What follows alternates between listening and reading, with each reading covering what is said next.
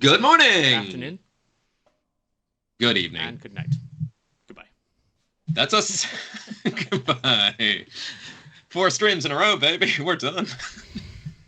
Well, for Declan. Me, I'm fresh as a daisy. Good. I'm not. I am necrotic right now. I am literally necrotic. I am a lich. I am reborn, rejuvenated, and I am here for the 4th night in a row. If you're looking for Declan's phylactery, now's a good time to try find it. His defenses are down. I was smart. I am a living thing. I know it's going to hurt me. That's how you do it. That's how a smart lich does it. Liches out there. That's how you do it. Hope everybody is doing well. Ben is spot on. This is the 4th night in a row here at D8 Dungeon. This is the final night in our TTRPG charity stream, where for the last couple of nights, and tonight being no exception, we are raising funds for the Irish Cancer Society. So we're going to talk to you a little bit more about what we are going to be doing this evening. But if you have any spare change rummaging around in that wallet or that PayPal account and you want to help a worthy cause, then we would love if you could give something spare to the Irish Cancer Society through our Tiltify page. But tonight's episode, we want to talk about we want to talk about something that Ben and I really love, like really love. Each other. Yeah. Well, no, that's for off stream. Oh, sorry. The cameras are live. The cameras are live. Yes, sorry. Yeah, but if you donate, the cameras go real live. But yeah. Tonight's episode we are talking about folklore. Both of us are heavily inspired by it. It filters into all our work. Yes. And Ben, thoughts? Folklore and mythology was where I started world building for Hibernia, because I was Homebrew, for anyone who hasn't watched, which forgivable, that's totally fine, was based on the silly idea I had by taking the names of beers and drinks and stuff like that, but then cramming it into a world inspired by ancient Irish mythology and folklore, which is something I quite love, because it's very interesting, it's very well preserved, and it's not as well known as like Norse or Greek or Egyptian or Roman or some of the other folklore you might know. But there's something funny that happens when you take something real and then hand it to chaos goblins called players, which we might get into a little later on. And as part of this sort of researching folklore and mythology and how to use it in games, I sat down with a very special guest for this episode, Neil, who's the creator of Fey Earth. And I'm sure everyone watching along, everyone in chat, everyone watching on VOD, I'm probably not the first person to talk to you about Fey Earth. And if I am, you're in for a treat, because we dive into it during the interview. I'm trying to think for people in chat, if there's any favorite moments from folklore or any favorite tropes, especially as DMs, that you'd like to weave into your plots and stories, or any favorite kind of motifs from mythology that you like using, do drop it in. You know, I'm talking things from like Sword in the Stone, you know, an item that crowns a king kind of stuff, or a baby wrapped up in a pile of baskets sent in a river. Wait, that one's... Is that mythology or the Bible? And it wasn't wrapped in a pile of baskets. Yeah. That's why they're called Moses baskets. Okay. Yeah. But those sort of themes that you might see and use, and a lovely way to signpost to your players, hey, here's a little nod to the genre, here's a little nod to the tropes, here's a little nod to the beats that we might play through. Because players, they say they don't like being railroaded. I think they like being story-roaded.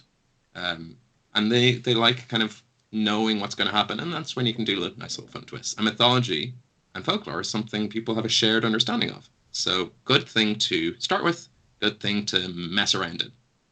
They're my thoughts.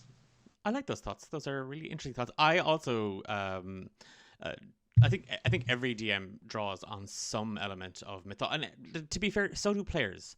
Like coming up with character ideas, and like I mean, in their own way, like characters like Batman, Robin Hood, they are myths. They're pop culture myths, they're modern day myths, whatever you want to look at them. But building characters around that idea, like maybe Mal from Firefly, or something I don't like. They are very much sort of prevalent for all of us at the table. And we're gonna Ben and I are gonna spend the second half of the show kind of talking about how we incorporate it. And there's already a couple of things that even now I'm like, oh, actually, that just clicked in my head. But I think without further delay, why don't we check out that interview with Neil from Fey Earth, and we can see how you two got on. Hello, and a very special On A Roll welcome to Neil from Fey Earth. Neil, thank you so much for joining us for this episode. Thank you very much for having me, Ben. Now, before I get into the professional questions that I've written down to ask you, I am personally very excited to chat to you because I am one of your backers on Kickstarter. So I have a vested interest in everyone else watching going to back. Because as you know, the model is it needs to get funded for me to get the things I want. Yes, exactly. Yes. And I'm super excited because I backed at the top level, at the Fey Librarian level, which, I mean, for what I'm getting, incredibly reasonable. Beyond reasonable, I feel like I'm robbing you. So thank you for that. For anyone who might be flicking over, tabbing out to see what's on offer, you could join me at Fey Librarian. I am getting a digital copy of the core rulebook, a digital copy of the starter adventure, a hardback copy of the core rulebook, which is definitely what swayed me. I love just holding that book. Yeah. And then a GM screen. Like that. Yeah. That's incredible. So thank you very much. But I realized there might be some people watching who are going, Ben, you're very excited, and I don't know about what yet. So instead of me butchering it, Neil, if you wouldn't mind, for any viewers who might be unfamiliar, is there a Fey pun there? No. What is Fey Earth? Okay, so Fey Earth is an indie TTRPG set in an alternate 19th century Earth where all the creatures from folklore and fairy tale are real, have always been real, and live alongside humanity. So it's this exciting world that is an alternate version of our own history, but it's a world rich with magic and with folklore. What makes the game quite distinct from other games actually is the way the Fey are portrayed in this game, okay? I have spent literally hundreds, if not thousands of hours over the last 7 years faithfully researching European folklore so that the Fey creatures in my game are portrayed as authentically as I can based on how they were described in the original stories of old that they appeared in. It meant that a lot of work, but has created a world that's really, really rich in its lore. And anybody who's played in it, not just my regular players for our actual stream, but I've run numerous one-shots with guest players. The one thing they all comment on is like how really rich and alive the lore of the setting is, even if they're only playing for 2 or 3 hours, because they're coming across creatures whose names they're familiar with, fairy, goblin, hobgoblin, kobold, but they're completely different to what you think of when you hear those names normally. Because in Fey Earth, they are appearing as they did in the original stories. So in many cases, they are nothing at all like what you are used to when you hear those terms.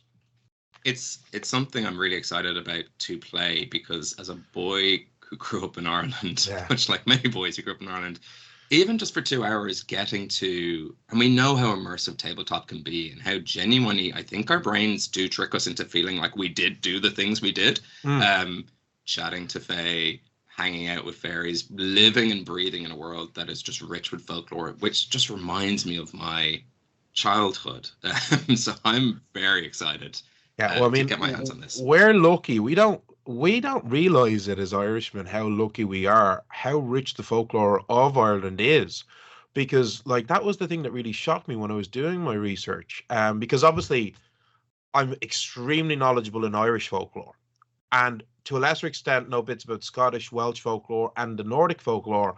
But then when I was like then researching other parts of Europe, realizing there's nothing. So much of the stories were lost.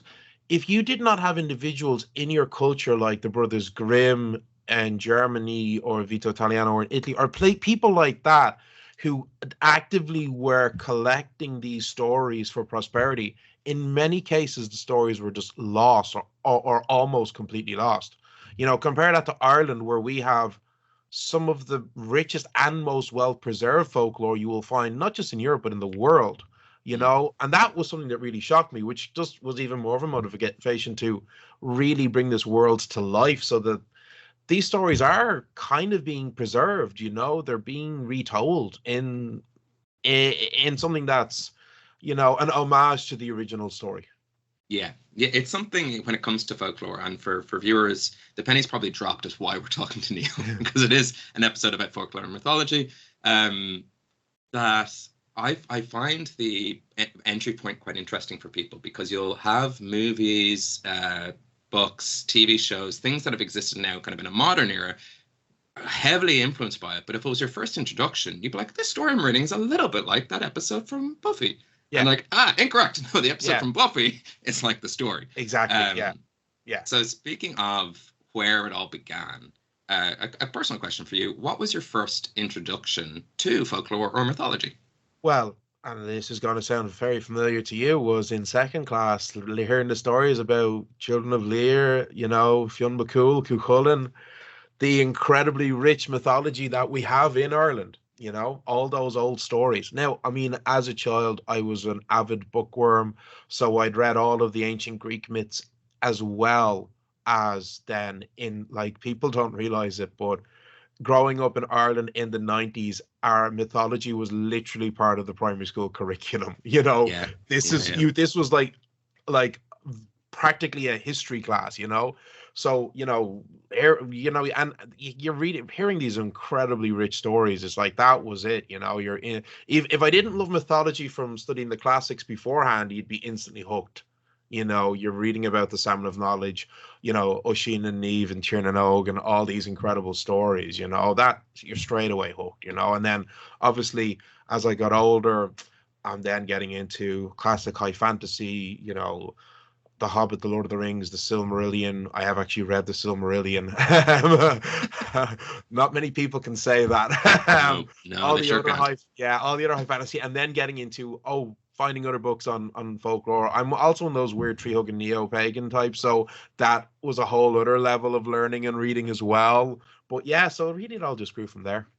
It's nice. It's you unlocked a memory in my childhood, which was long time viewers, and by long time I mean there's been long time people who've seen me and stuff know that I come with this sort of idiotic naivety to a lot of things I do.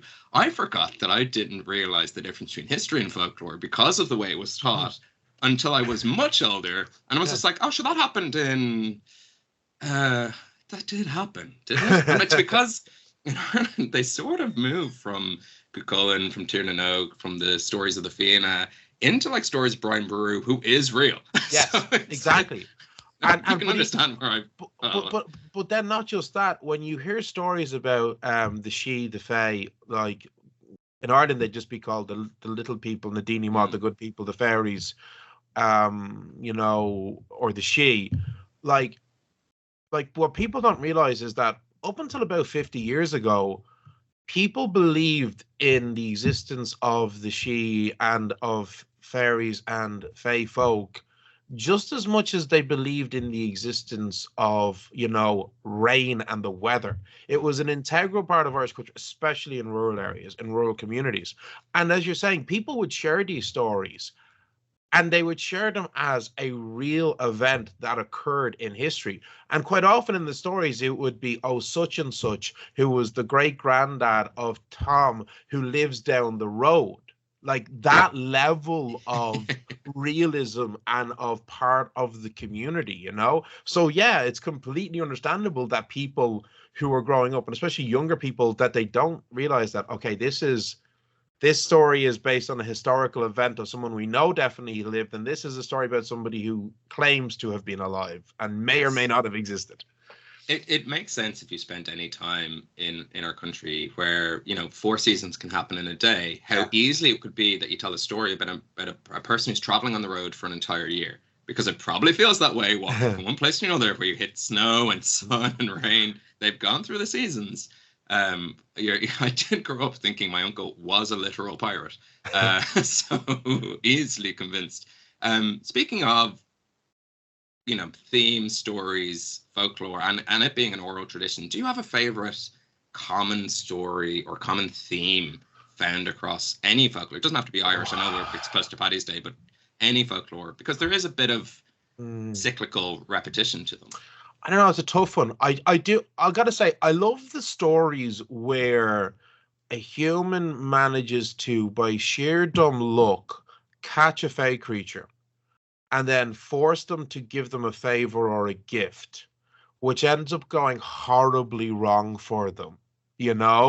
Mm-hmm. Be careful what you wish for kind of story. I love those tales, of like the smug idiot human who thought they tricked the elf or the goblin, and they asked for this, and then they get it, and then their life just turns to crap, and they're like, oh my God, I shouldn't have been an asshole.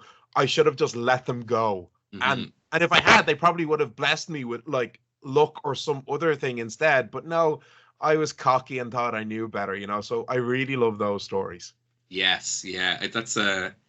They are like, my favorite twist on that story is when there's 2 humans involved. The first one gets what they want, and the second one tries to recreate the bargain and does not get what they want. Yeah. Thinking of one where a man comes across a circle of fairies and they're singing De Luan, De Mart, De Cadine, De Deirdine, and the man finishes with De Hina, De Saturn, De Downa. And it's like a song that keeps repeating. And I think they give him the gift of music or something like that. And then another person's like, I want that, and just can't get it right. And when I say their lives crumble before your very eyes as you read or listen to this, you would think it's not fun. It's a lot of fun. Yeah, it is. And you do see it. It's actually a really common trope across all of European folklore, from, fairies and leprechauns in Ireland to 2 stories of the Baba Yaga in Slavic folklore, of the daughter who was being horribly abused by her stepmother, who sends her to Baba Yaga's hut, but she's a kind and good child who does what she's told and comes back with gifts. And the biological daughter of the stepmother says, I want that, and she goes and she ends up being eaten because she was a wagon, Yes, yeah. It's one of my favorite twists on kids behave or a monster will take you away. Yeah. Is flipping that, which is parents behave or a monster will take your kids away. Yeah, exactly. Yeah. It's like, when you put it that way, you're like, oh boy. To bring it back to tabletop systems, when it comes to folklore and using mythology within a game, do you prefer, and I know this is, we might be starting a war in the comments because people have different opinions on this, but do you prefer to stay as true as possible to the source material? Or do you treat it more as like a point of inspiration or like the start of Snowball? Because we know games can go every different direction. And so it's where we start before players and chaos and dice put a spin on it. What's your sort of opinion on that? Well, I mean, for me personally, with Fey Earth, the whole point of this passion project was to be as faithful and authentic as possible. So the fey creatures that appear in my game, I have tried to portray them as accurately and faithfully as I can based on how they're described in the original stories.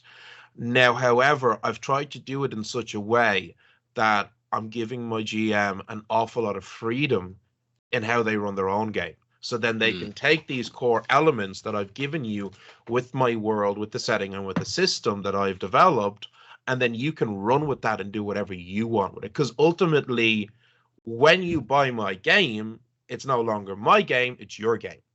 Yeah. And it's for your table of your friends and your players. So there's no wrong way for you to play my game, So that's very much how I feel. Now, it's kind of funny because when you decide to create a game based on magical creatures as they appeared in stories of old, you then run into serious design problems because Right. A single diminutive fairy could easily TPK an entire party of players under level like 5 to 8 easily. Mm-hmm. If you give them all of the powers the fairies had in the original folklore, even a cute little pixie was terrifying. Yeah. So then you're like, well, crap, like this doesn't work, because you need to give stuff to your players that at 4th level they have a chance of actually not dying. You know, so how I actually dealt with that, the mechanics of it being very simply that for every Fey creature in the game, they come with 3 stat blocks. They come with a young, adult, and ancient stat block. So the young version of the creature has some of the abilities that are described in the folklore. The adult has more of the abilities, and the ancient has, you know, all of the abilities. And when I say young, I don't mean a child. It's just a general term to describe. Think it in terms of their level of power. So that way, you've still got your Fey, you've still got your creatures, and they are doing stuff that they did in stories. But you know, you can throw a young kobold at your party who's pretty tough and scary, but you know, your 6th level players, they're not gonna instantly die. The really great thing about that, though, as a GM is then later on when your players are playing again, you throw another one of those creatures at them, like, oh, we met one of these guys before, we dealt with them before, but what they don't know is this one's much older than the first one they met, and then they get their ass handed to them. They're like, what the hell happened? How did he do? They couldn't do that the last time. It's like, yeah, well. Yeah, it makes sense. You come across an apprentice wizard versus a master wizard, they're going to have different... Yeah, exactly, yeah. But it does then, as I say, it's another way in which the mechanics of the game give you, as the GM, that extra freedom, so that you're playing in a setting that's trying to portray things in an authentic fashion, but you still have a lot of freedom in how you want to run the game.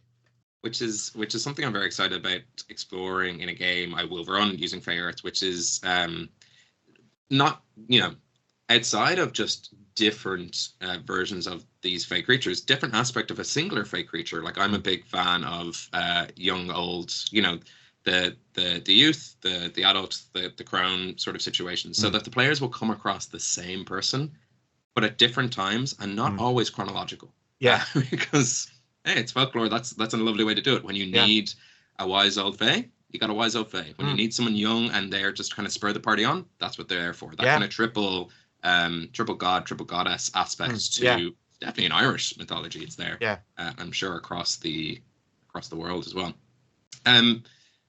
Speaking of, this is not to undermine. There's no wrong way to play.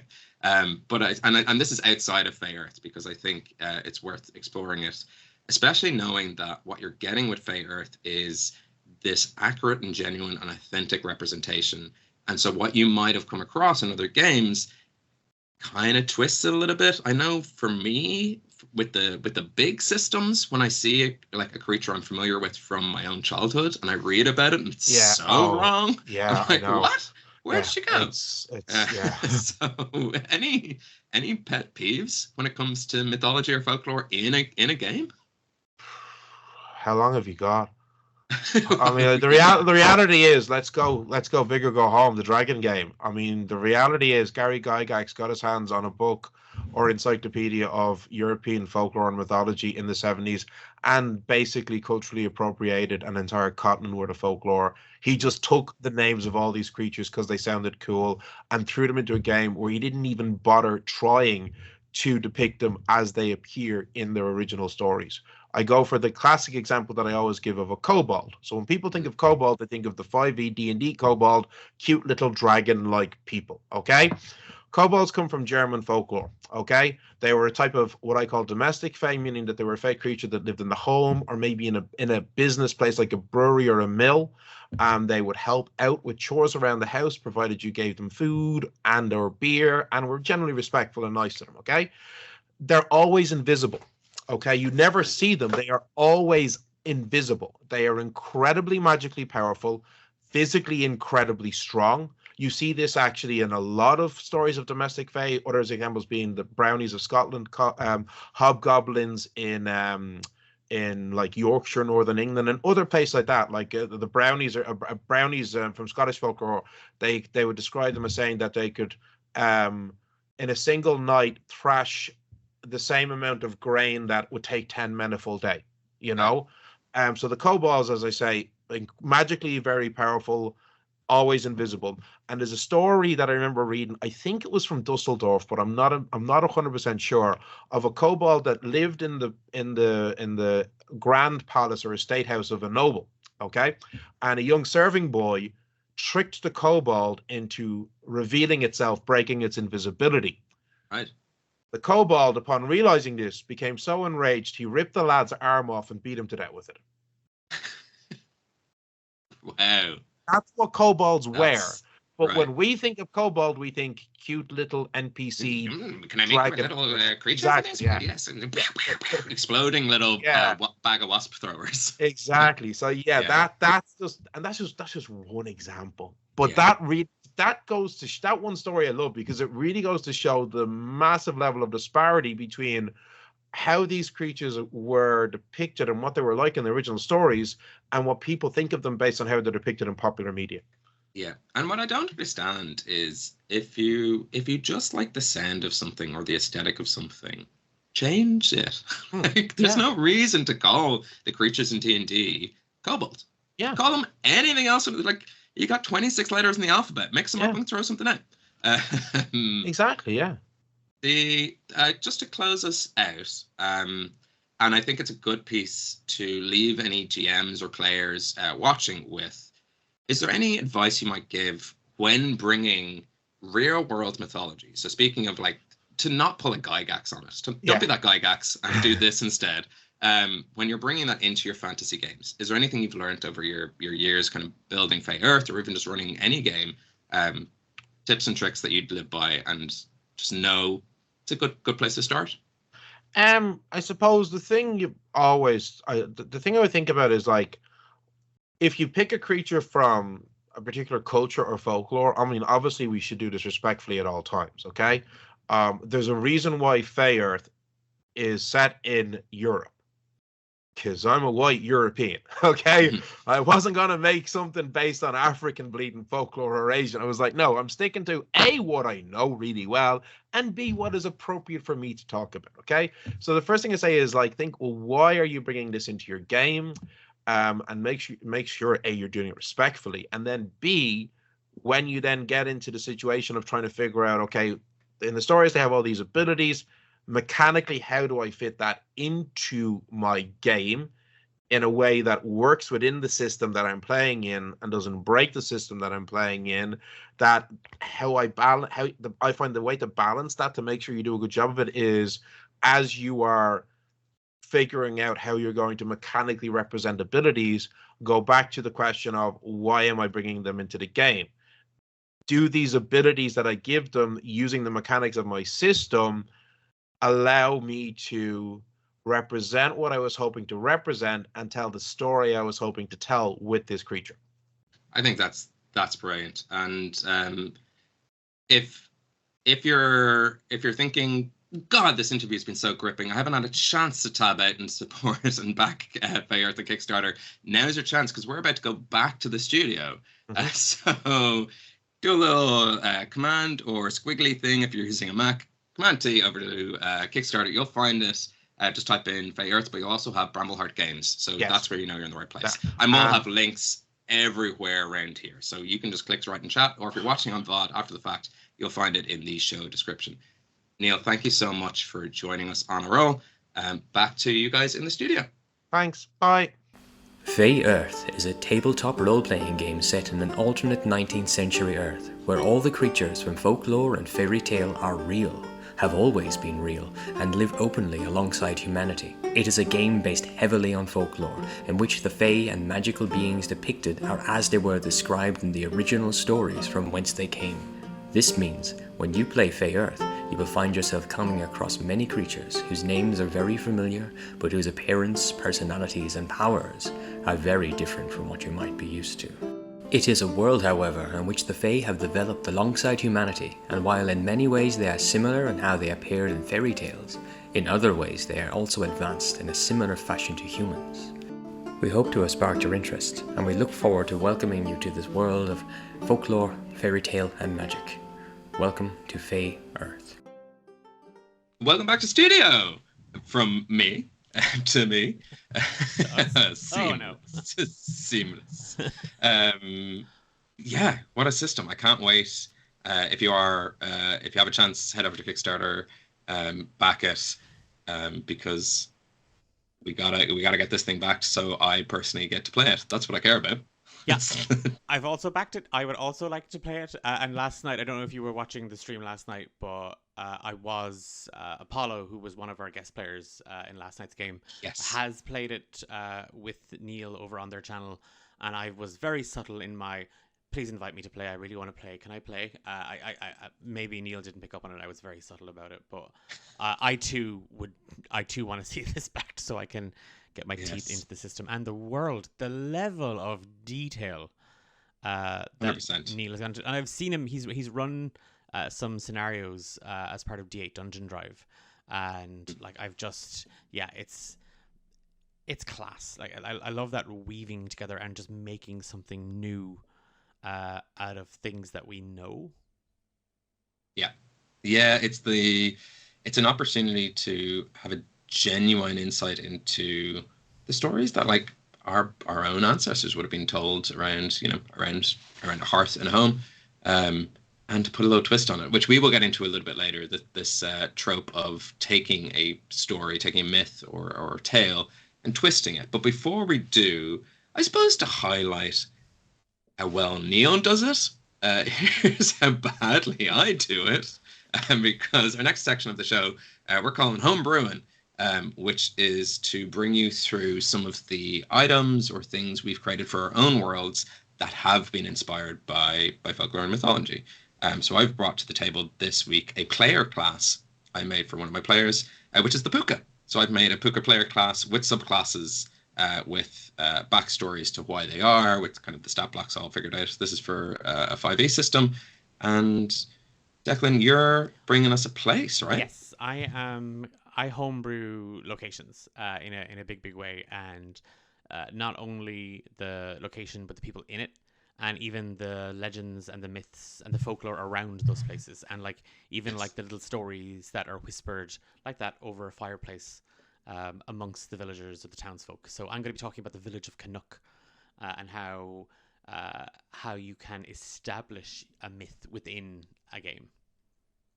Yes, because there is something lovely about our own real world mythology and folklore, and sometimes it's nice to just grab it, shove it into your game, but other times it's nice to look at it, dissect it a little bit, and go, well, what would this world have? And it's something I keep forgetting to say at every episode, so I'm going to say it now.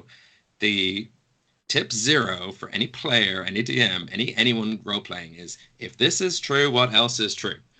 I keep forgetting. It's like, it's the only piece of advice I should be giving, and it's really relevant to folklore and mythology in your worlds, because if owls are sacred, then you go, if this is true, what else is true?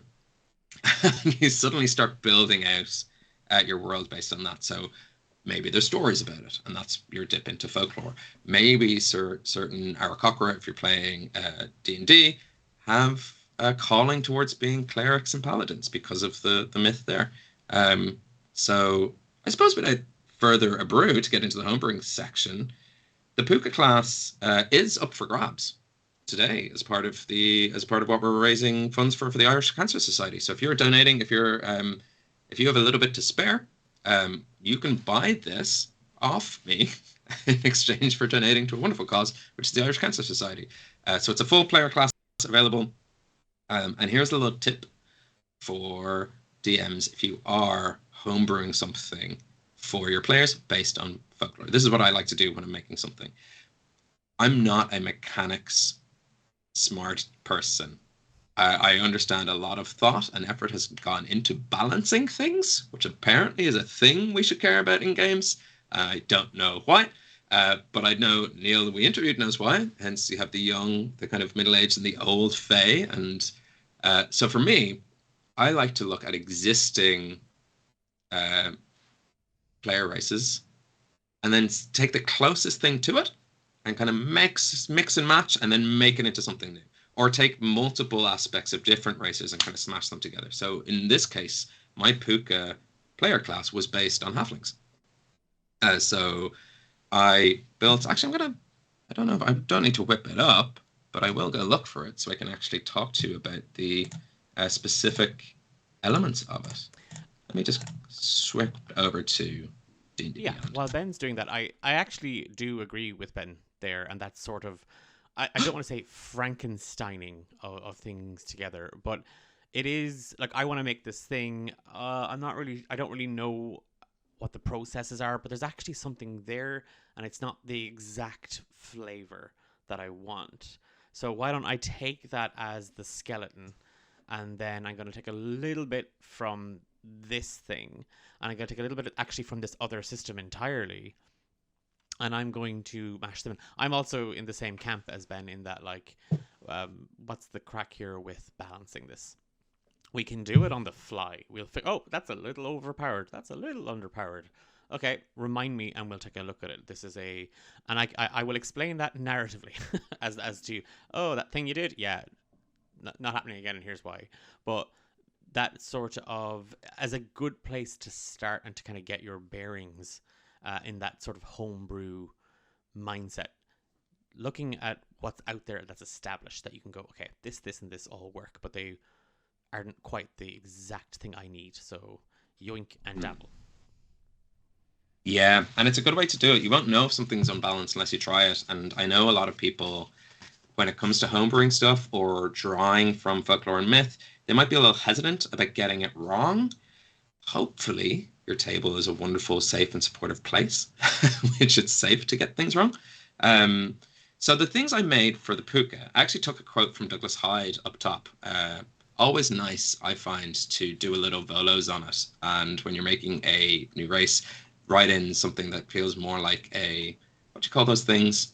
Like an apothecary? No, a book of an almanac? No, but yeah, it comes from like one of those. So I had, on solitary mountains and among old ruins he lives, grown monstrous with much solitude, and is of the race of nightmare. He has many shapes, is now a horse, now an ass, now a bull, now a goat, now an eagle. Like all spirits, he is only half in the world of form.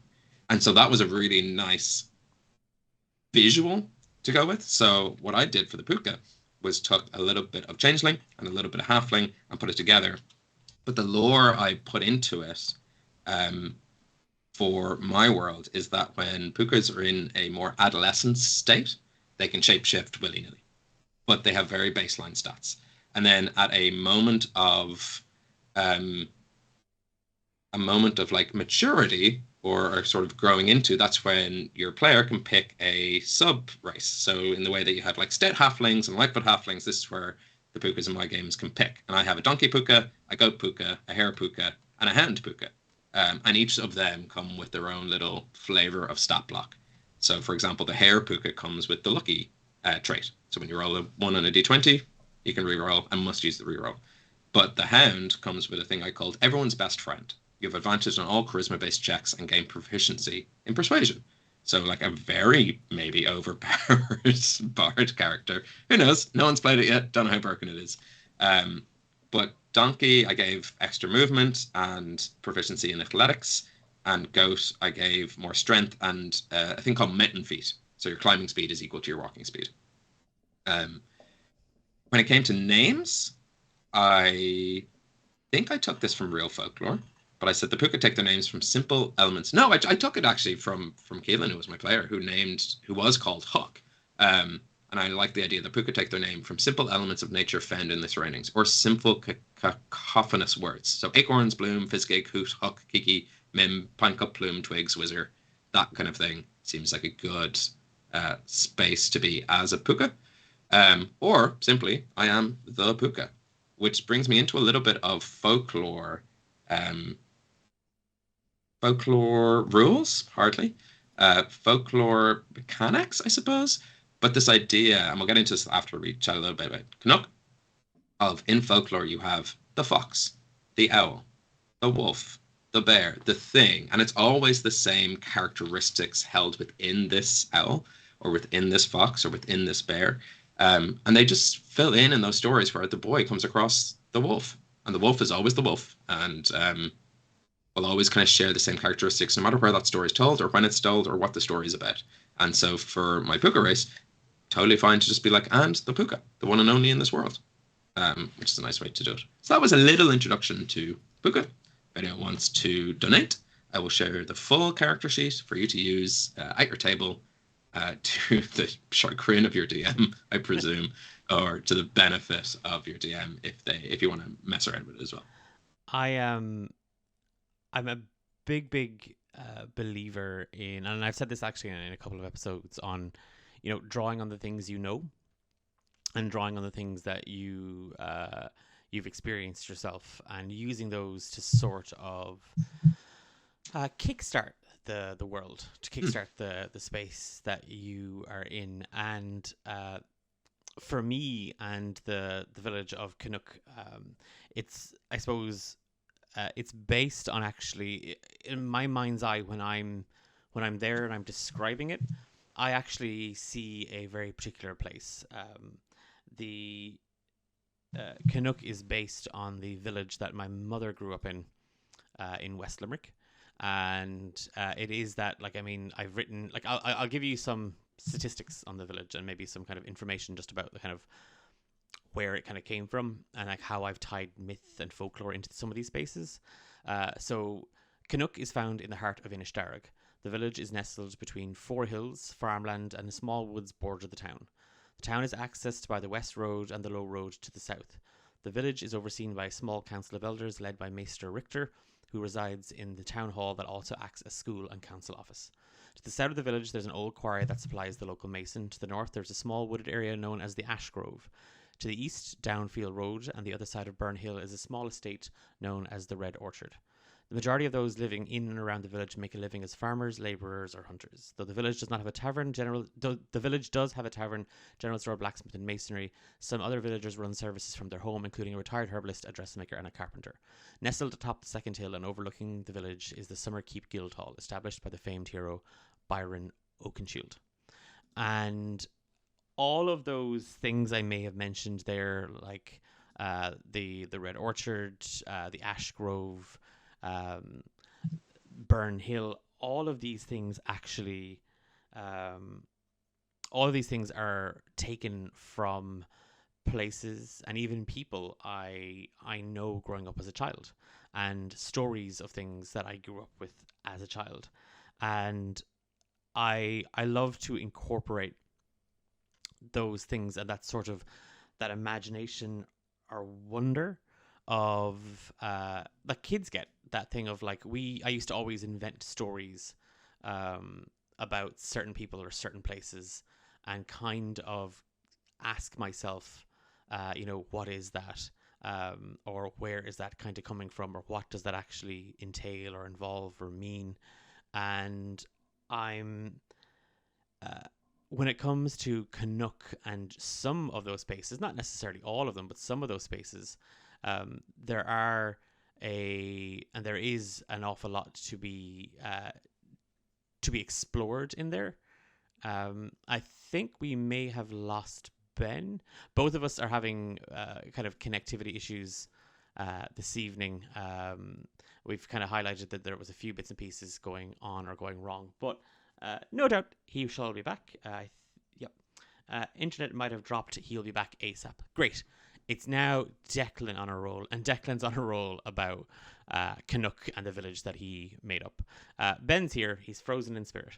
But Canuck itself as a place in one of my worlds that we run here on Monday nights Beyond Horizon's Edge, there's myths and folklore in it of itself.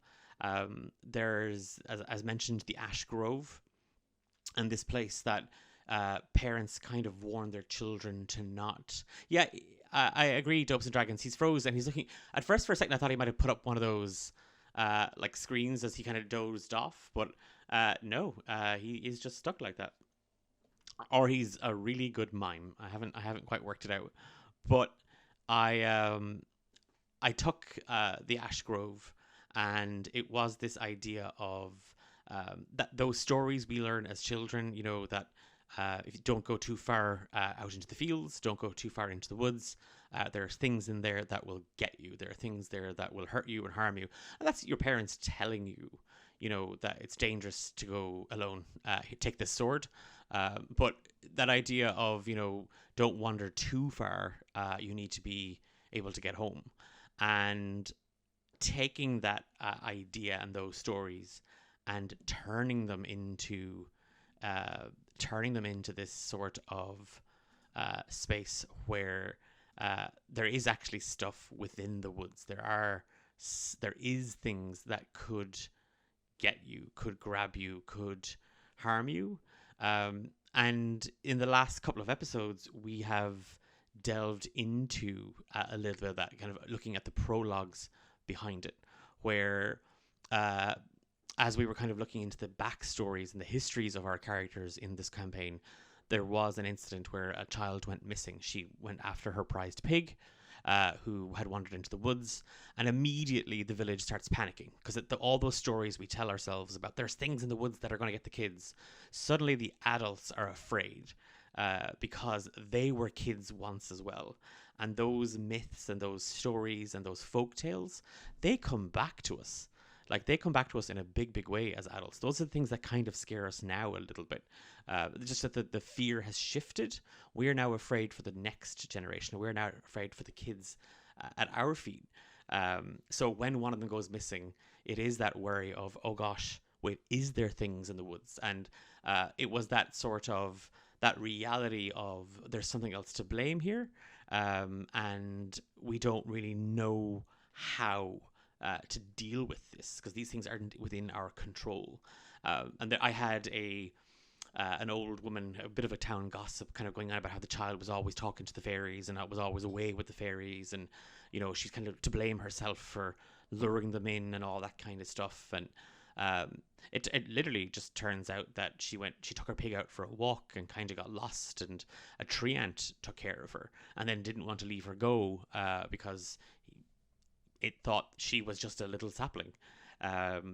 And playing with this idea of, we are often afraid of these things that as children we were taught to be kind of frightened of. But here you have this little girl who wanders into the woods and is protected by a very, very old ancient tree that like makes a bed of leaves for her. And then when the party come and gets her, tries to get her, it thinks it has to protect her from them.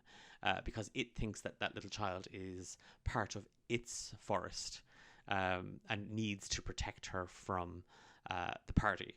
So in those little spaces, there are all of these things that I like to kind of weave in and out and just use. And for me, the Ash Grove growing up was a place near my own house. I grew up in the countryside. And it was a lot of fields. There was a couple of small little woods and stuff at the back of our house, but further up the road there was a space that was called the Doctor's Woods, and we would go and play in them, and we'd be warned about them that, again, the man that owns that land, the man that owns those fields is mad, he's crazy, he's dangerous, he's all these things. But like, we were kids, we still went in there, we still did all those things. And I've taken that space twice now, and one, it's now the Ash Grove in the world of Dowan, but in Romancing the Dungeon, it is called the Doctor's Woods, and it's just outside the city limits of Tesrab, and it means a completely different thing. And that folklore for the Doctor's Woods is based on hedge schools in Ireland and these stories of teachers traveling from village to village, hamlet to hamlet, teaching kids on the side of the road to read and to write. And I wanted to take that idea, and because that's not a myth, that was a reality. But to us today, it kind of seems almost something fantastical. And I was like, well, what would happen if it wasn't teaching that was the issue? It was practicing different types of medicines. So a bunch of doctors getting ousted out of the city for not having medical licenses. And then they go off into the woods and they set up their own little illegal tents in these woods. And it became known as the Doctor's Woods. So it is that sort of that idea of taking, and this is a lot of, I think, what Ben was kind of saying at the start, that taking these things that we know and we've heard, we've been told, and reshaping them. And that is a hey Abra, welcome along. Hope you're good. Thanks for dropping by. Taking those things and retelling them. That's not, that's not copying homework or plagiarizing. That's storytelling. Every story started somewhere, and as it's passed down, it takes on new life. It takes on a new shape. It takes on a new way of being told. So Ben rage quit on us. Yeah, he did. He has a tendency to rage quit, does our Ben. But it is a really interesting way of taking something that's out there and taking something that's established and making it your own, I guess. That's the important thing, is that you get to take it and make it your own. And it might not be that you do that right the first time, that you kind of dive into those things the very first time the right way. A very angry man despite his cool exterior. Such a cool exterior. But while we are trying to deal with some tech issues, as much as I would love to sit here and talk to you about all the stuff that I love and that I love doing as a dungeon master and as a writer and as a creator of content for TTRPGs, again, we are asking you what your favorite sort of mythological tropes are. Are there things that you draw on? The other thing I want to remind you of is, while we're not running a game tonight, Ben and I are actually, this stream is hopefully being used to raise funds for the Irish Cancer Society. And on my last count, we are €275 away from our goal. And that all the proceeds go directly to the Irish Cancer Society. And if you are able to donate, that would be great. If you can't donate, maybe you could share it on your social media channels. Maybe you can put a little bit of word out there for us. Tonight, you can't give us advantage or inspiration, though. Maybe we can send a little bit of internet good luck to Ben. But tonight, Ben and I did decide that between us, we have amassed a fair amount of homebrewed content, whether it's monsters, weapons, or items. And we have said that we want to share those with people watching the stream. So if you donate, you gain access to the library of content that is, some of the library of the content of our stuff that Ben and I have written. And that starts from as little as €6, and it goes right up to, like, if you donate €15, you get 3 things. If you donate €25, we'll create something custom specifically for you. Donate €50, Ben will draw you a map, and he's just back. Sure will. Someone say maps. I did. €100. Sorry, if you're like maps, I'm good for maps, but maybe you want to do a workshop. Maybe you've got a part of a story or a character or an arc that you want to work through. I'll do that. I will take some time out of my day to sit with you online, and we will work out what it is that you want to do with your adventure, your one shot. I will give you any advice and any kind of constructive feedback that I might be able to give to help you untangle your story or retangle it. Who knows? I love a tangled and twisted narrative. €100. I will personally bully Bem now. His name's Bem. I will personally bully Ben into running a game for you and 3 friends. Like, absolutely not. No, just because I wasn't here. What did you decide? I decided that you are going to run a game for €100. Well, if that's the case, then I will bully you into running a game for €100 for whoever donates and 3 of their friends, or worse, 3 of their enemies. as an enemy DM, I'm here for the enemies. So. Yeah, you don't have to play at the table. You can just put 4 people through Declan's games. Hey, we all saw what I did to children last night, so Yeah. If you want to give people a roller coaster of emotions, 100 quid is all it takes. Oh boy! And this man over here, I mean, he'll pull on their heartstrings. that's basically it's a therapy session for you and 3 friends to get angry and then sad. And then maybe happy. Maybe if we have time at the end, I'll build you back up. But if not, well, at least we played D&D. And Ben is like, again, wholesome, fun, creative, filled to the brim with imagination, and will allow for all sorts of shenanigans at his table.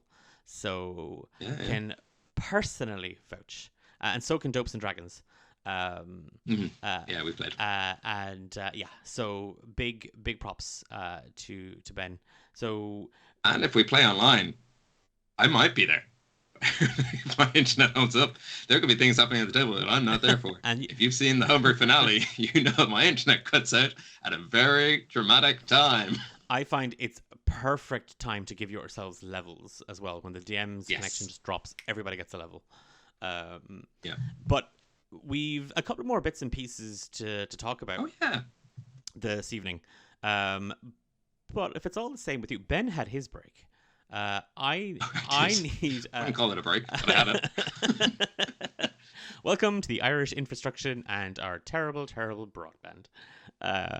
But I do need to freshen my beverage to stretch my legs. Yes. Wait for Declan's internet to go. Ali Cyrus is not wrong. Again, you can make those donations at any stage. Our goal is €1,000. It would be phenomenal. We are €275 away, and all those proceeds are going to the Irish Cancer Society. So we're going to take just a quick break. Check out some of our friends here at D8 Dungeon and Homebrew Quest. And if you're like, I want to be friends with those people, and you want to put a promo in for your show or your content, your maps, your channel, well, just message us and we'll put it in, because we want to uplift other content creators and actual plays and podcasts and map makers and dice makers and everybody else within this community. So we're going to take a couple of minutes and we will be right back after this break.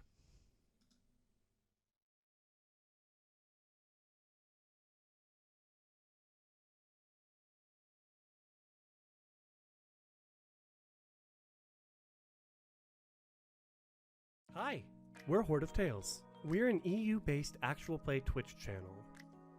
We have a long-form D&D campaign.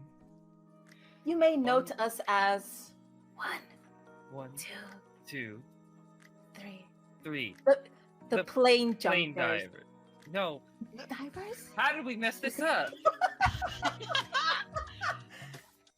And we're the new home of the EU Happy Hour. Look, I placed them down where I thought they would be. I didn't say it was right. We often have short-term flights that you can be a part of. I have never heard or read a Regency-era love letter that sounded more like a booty call than that. It's open to interpretation. Come add to our collection at twitch.tv/Horde of Tales. Howdy folks, welcome to the latest episode of Social Shenanigans.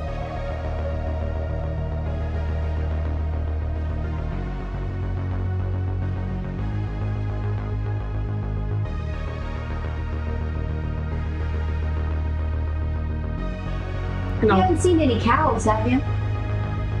Once.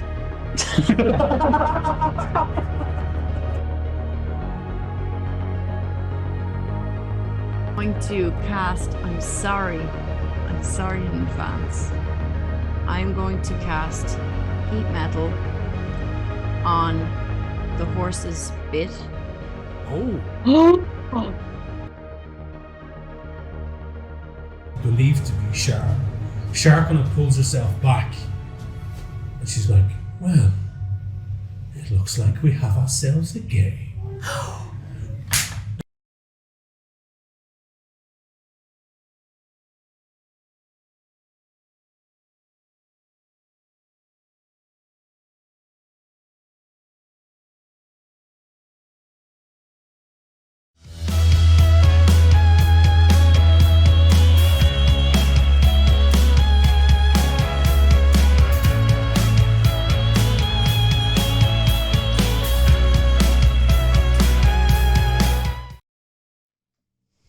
Welcome back. What I like about the last thing in that video is it's a promo for the show you're currently watching. It's been a Declan On A Roll. I'm all for narcissism. Let's be a little bit narcissistic. Yeah. Speaking of myth and mythology, Narcissus. What a guy. Such a guy.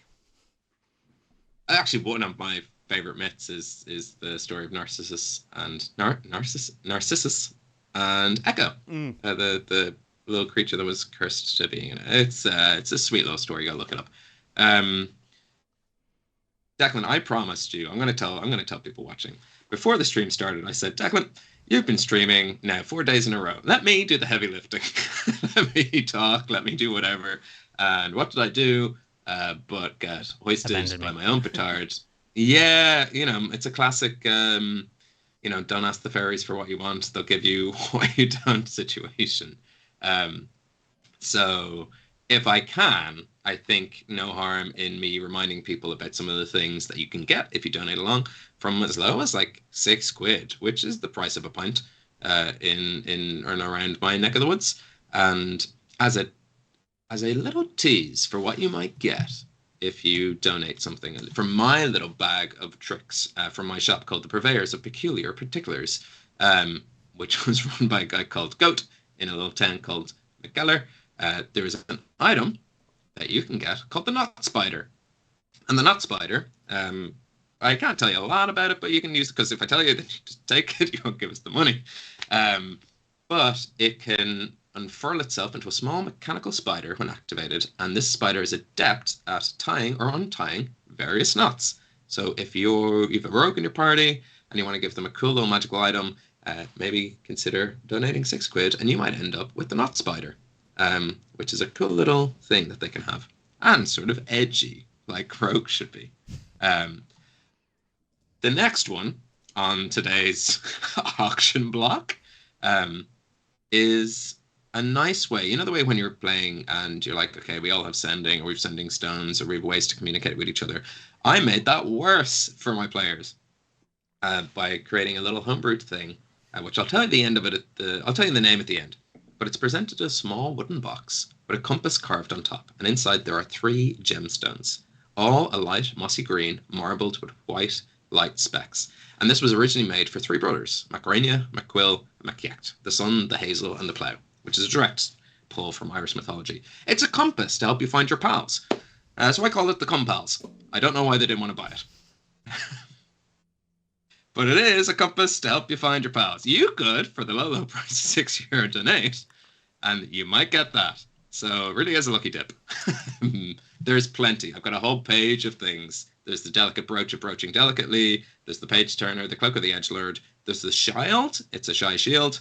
The ragsmataz, bracelets of fast thinking, a whippersnapper. There's so many things in here in my bag of tricks that you can end up with for your table. And Ben is not alone in the... See, Ben unintentionally makes things dirty. I intentionally make everything dirty. So if you need a rod of vibrations, or a just the tip whip, or you need Isle of Lubrication, or an all yar harder ring, you donate €6 and you might get one of those. Donate €15 and you'll get 3 of those things. You might even get one of the terrifying monstrosities that I designed, inflicted, and then had to roll back mid-game on the party. It's like, oh yeah, they're level 3. I gotta bring that back a little bit. That's a nasty, nasty little thing that I made, so I gotta roll them back. All of those and so many more are available to you with a donation of €6, €15. And if you're like, come pals, I want a come buddy, and we'll design that for you. Ben and I will design you an item or a weapon or a monster for your game. €50, a map or a workshop on your ideas.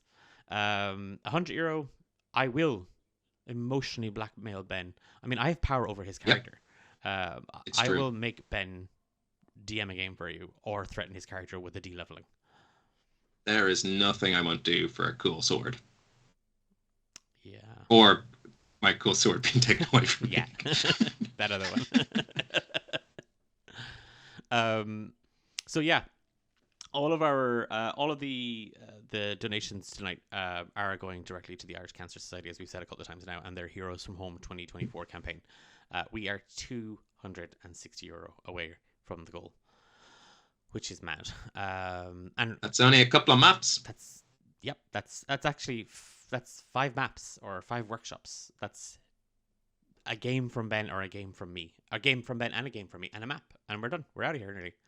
And we'll leave you alone. Well, obviously we'll come back to DM those games for you. But outside of that, we'll leave you alone. But then you'll be asking us to leave you alone. Yeah.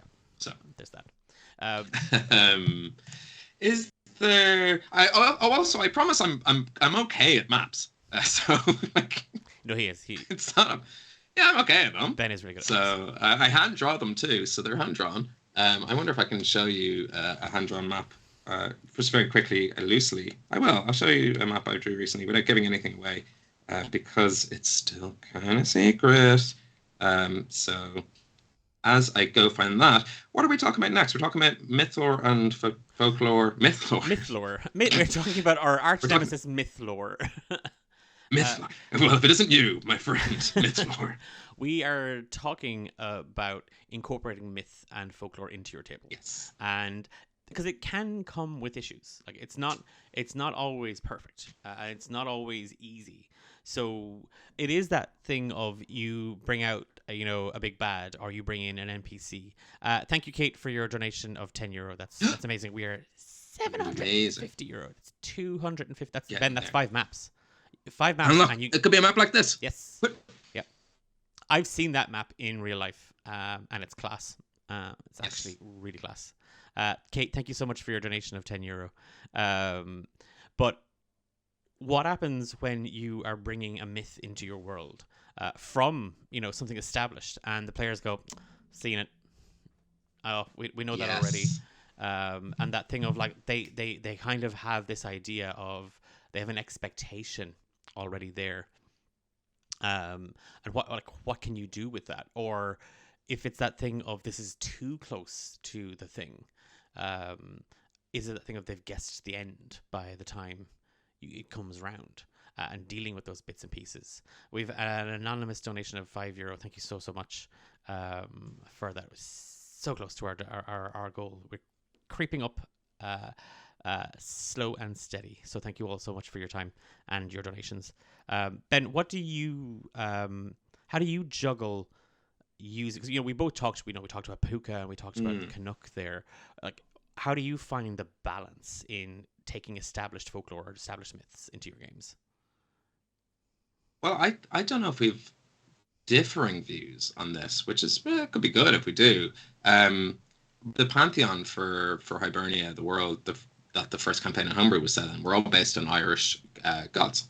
So the Irish kind of deity system was where I pulled from, and the one that most people probably know, and they mightn't even know it's from Irish mythology, is the Morrigan. Appears in so many video games, so many books.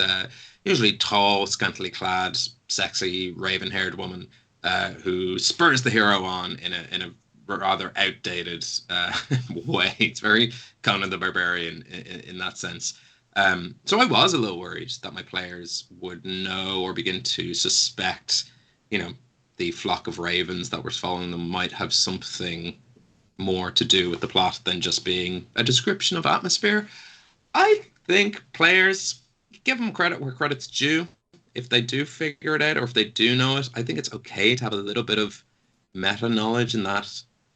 If I, as a real person, know the story of the Salmon of Knowledge, and we go to the we go to the the Tree of Knowledge, and an acorn plops in, and the salmon eats it, and I burst my thumb in a boil, and I suck it, and I get really smart.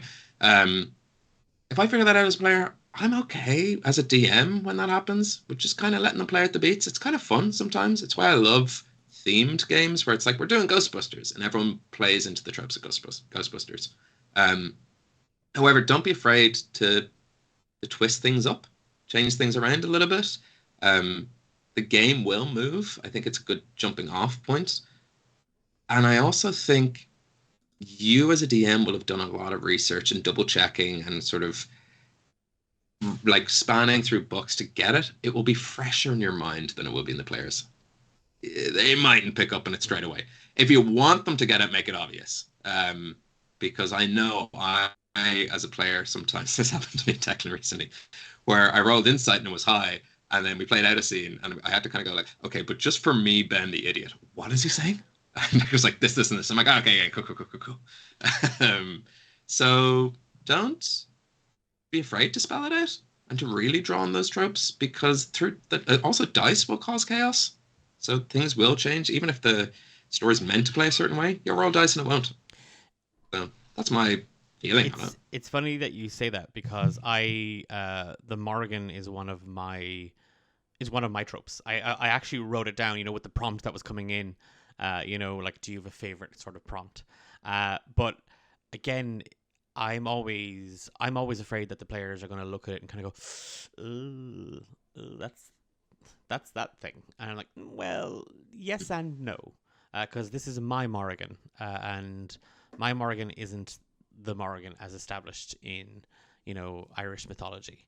I want to take that and I want to do something else with it. And I want to play around with this idea of what these roles are. So oftentimes, if the Morrigan appears in one of my stories, I tie her somewhat to the Fates from Greek mythology. And with that, then I tie her to the weird sisters from Macbeth. Yes. And that kind of brings me to my other thing in myth and folklore that I love. The things coming in certain numbers, like the seventh son of the seventh son. Things, good things happening in threes, or bad things happening in threes. These are like even the myth and folklore around, numbers and destiny and things being tied. All of those things are such wonderful things to draw on, but I am always conscious that, oh gosh, what if the players get it and then don't get it, and what happens? And again, Ben, you gave that example between us where we were talking about something in one of my worlds in a session, and it was a thing of like, oh yeah, the character gets it, and then player pokes their head above the table and it's, sorry, okay, can you just elaborate on that? Can you just give Ben the clue in, because the character gets it and knows that he gets it, but I just want to make sure that I get it. There's nothing wrong with that. A thing that I love playing with, and this is kind of tied, again, I've mentioned it in the first episode, this idea of prophecy and fate, and the myth behind this of like great destiny. And I love the idea of a character who thinks that maybe destiny forgot them. And or the idea of things happening in cycles. Weirdly enough, it's one of these sort of tropes that I love coming back to, that the circle and the serpent eating its own tail. Love those things, and they are big influencers on how I approach my storytelling, how I approach character building, even world building. Like you mentioned pantheons and stuff, Ben. Like I've again, it's not a spoiler, but in the world of Romancing the Dungeon, we have gods. Galeshire has gods that we worship, and that they look after things. There's the god of the harvest, there's the god of healers, there's the god of the poor, and charity. But those are gods that have been recycled, and that they used to be something else. They used to mean something else, and that over time, through prayer and through many other aspects, their role shifted, their influence shifted, their power shifted. They're still a god, but they just now see something else. Dopes and Dragons just said, I love putting a twist on an artifact and people think it does one thing but ends up doing something different. Love that. Yes. Like it's really silly, but you know that in Monsters Inc. when Mike and Sully sing that song, put that thing back. It's a part of their musical number that they put that thing back where it came from. That's one of my things. I love to do that with artifacts. It's like, hey, go get this artifact. And the hero, the party goes off and gets the artifact. Like, you shouldn't have got the artifact. You need to go put it back. And it's like, haha, now the real quest begins. Put that thing back where it came from. Love that quest. I love that quest. I love that artifact quest. Put it back. You've unleashed ancient evil. Oh, whoops, sorry. Wasn't meant to take that out. Okay. Someone smarter than me has been here before, but was stupid as me now and has already done. I feel like I'm not the first to put this thing back where it came from.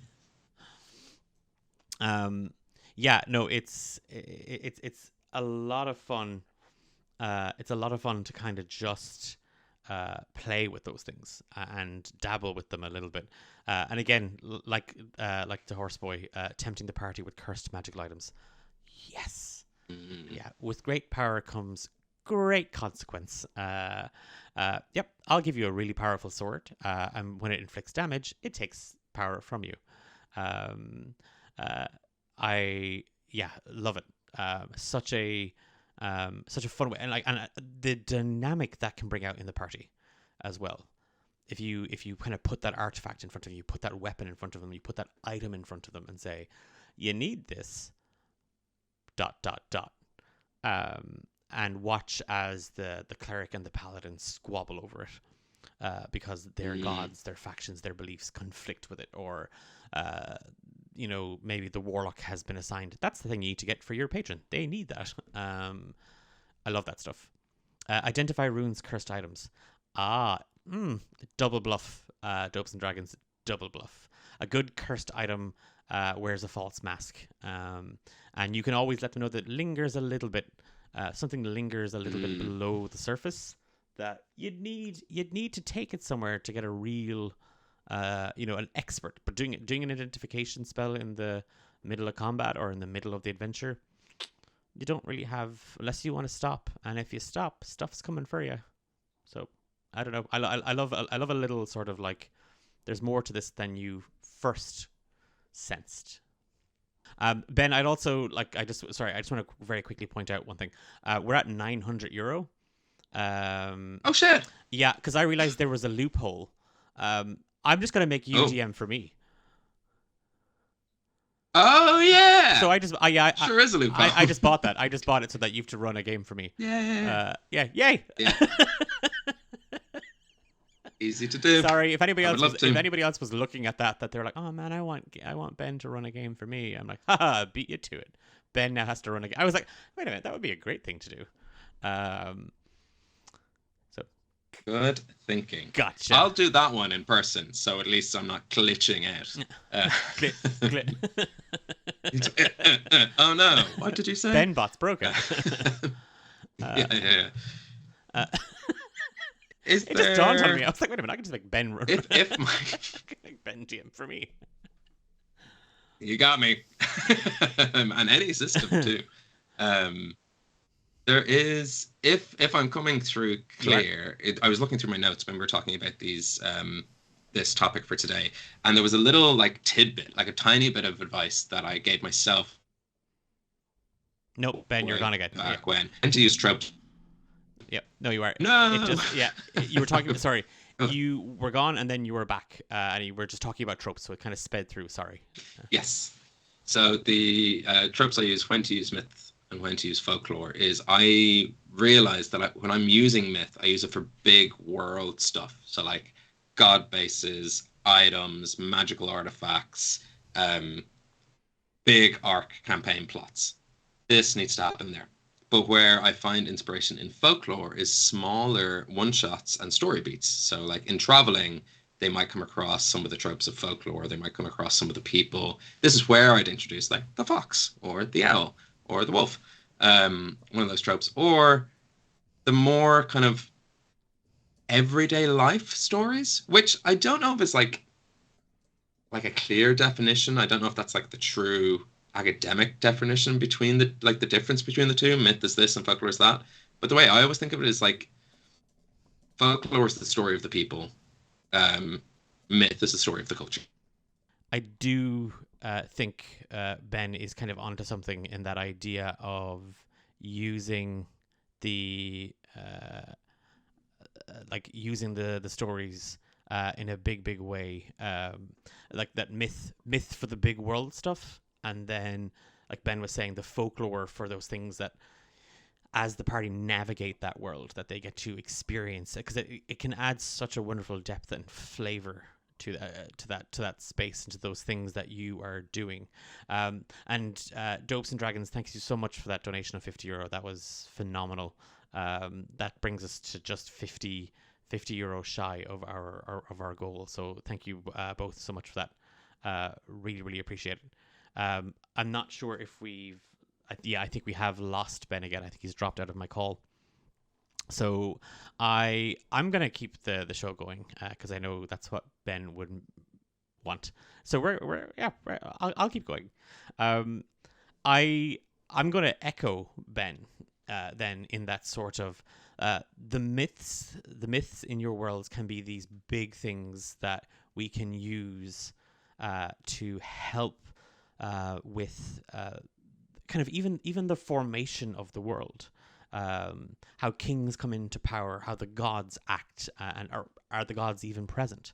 And from there, then I love to again, like Ben was saying, weave in aspects of folklore into these places, and that maybe even the characters get to interact with. If anybody listens to Romancing the Dungeon in season 2, the party end up in a small village called Warmnook that holds a festival every year called the Nice Fest, and Nice Fest is their winter sort of like early winter sort of festival, and it's basically heading to the French Alps, for a ski weekend. It's that sort of like money coming into town and stuff like that, and just using those spaces to really bring something into it. And where Nice Fest came from then was a need for this town to have something else. Ben, I am going to fix your camera because you are back.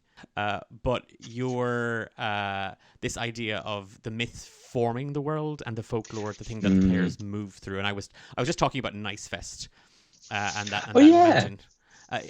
I fixed the view, Dopes and Dragons. I fixed the view, so don't worry. Is it? I know. I pointed at my pajamas. I cropped you. Don't worry. I cropped you. For another €50, I can't tell how will much of my camera is being shown. I'd say give the people what they need and want. Because I can't see the stream. Like my internet's gone, but good old trusty mobile data. Good old trusty other bits. Yeah. Love it. No, sorry, but I was kind of echoing what you were saying, but I'd love to know what your like how you describe it. Like, what's your take on sort of the myth and the folklore? For me, definitely when it comes to like gods and items and the story behind certain cyclical things. So I had in campaign 1 Fraggle, which is a sword from Irish mythology. I also had things. I took like elements from like I took Cuchulain's Rheastrad Rage and gave it to a character. So there was like big story moments where it was more myth than folklore. I brought the folklore to life less in places and less in seasonal things, and more in NPCs. So like the types of things that the NPCs would care about, the ways in which they'd interact with them, the small side quests or problems. I would often make an NPC's "I will help you, but I need your hand with this."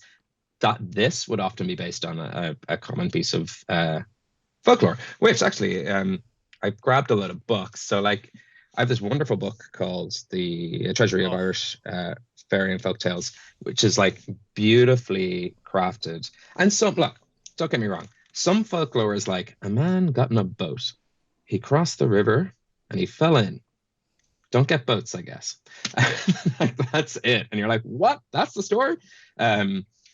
But others, like a lot of players' backstory about, they gave me a backstory about being chased by a puka when they were a kid and trying to find the puka that chased them and kind of gave them their wild magic powers. And I twisted that into, you actually are the puka who was trying to escape from the Feywild, who transformed themselves into a halfling boy to kind of forget the memories of the past. So I was pulling on elements of, obviously, a lot of the Feywild is very closely tied to like Irish and Scottish and probably other bits of folklore as well, like a magical land that you can be there for a day and it can last a year or 2 years or 100 years. So I brought it in as like chapter moments, I suppose, if that makes sense. I would show you the other books, but my phone's currently resting on them.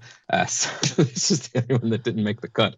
But I do have Meeting the Other Crowd by Eddie Lenihan, which I'd highly recommend. It's a bunch of collected stories from around Ireland, oral tales that people tell about fairies. So often like fairies where you're walking at home from the pub or from your house to a friend's house and they're playing a hurling match and they need a referee.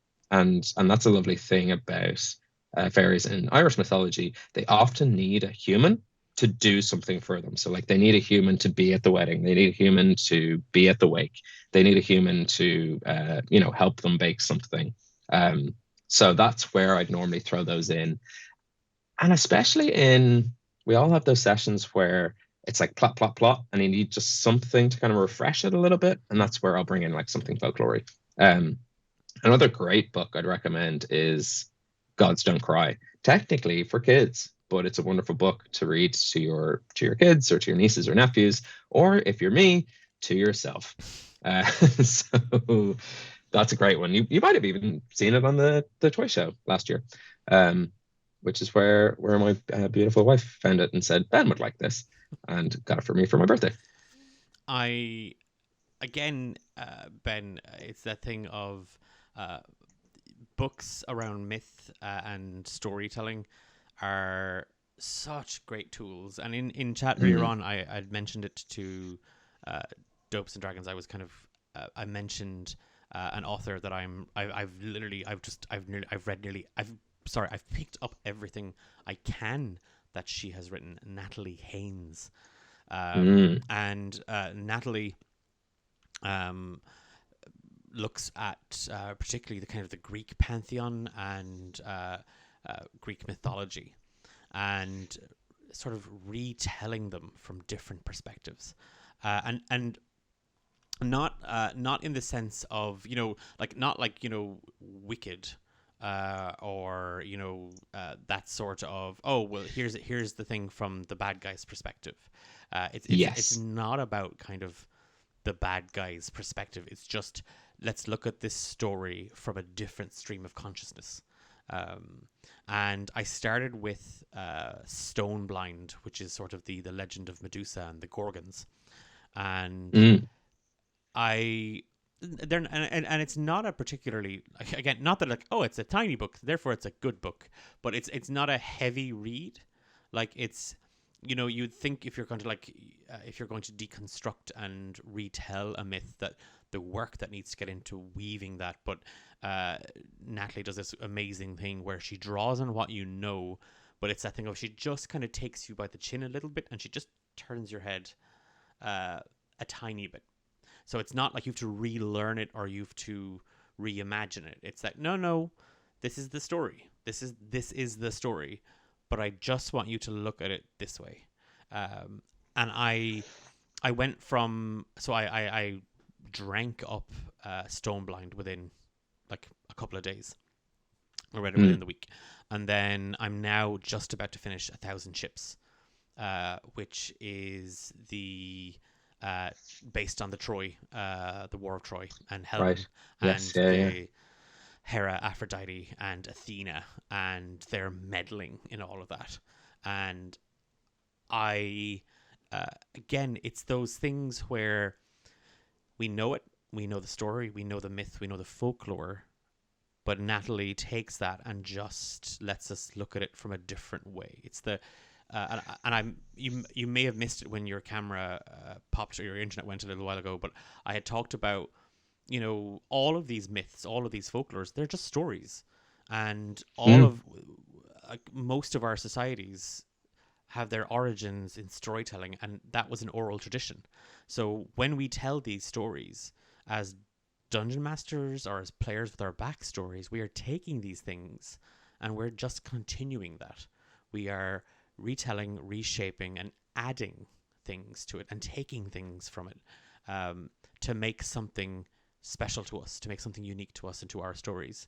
And that for me is that's one of my favorite things, I think, about being a DM and being in this hobby.